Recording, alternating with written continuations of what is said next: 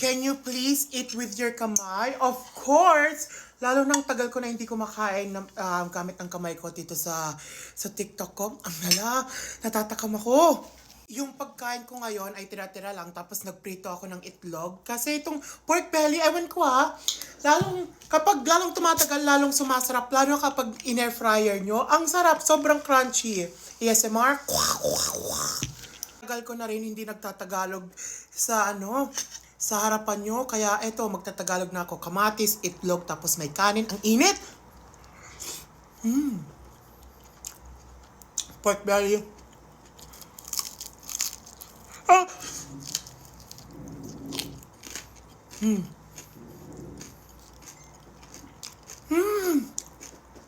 Alam mo, kahit pasong-paso na tong bunganga ko, ang sarap talaga.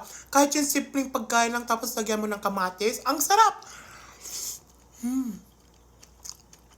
Sa lahat ng mga basher ko ngayon, tawagin niyo akong maarte. Kahit pakainin niyo lang akong chichirya na mangwan, tapos bigyan mo ako ng kamatis o kaya suka, okay na ako dun, sob na ako.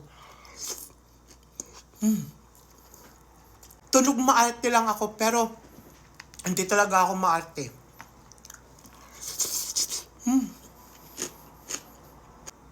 Dr. Pepper nga pala. Ang sarap!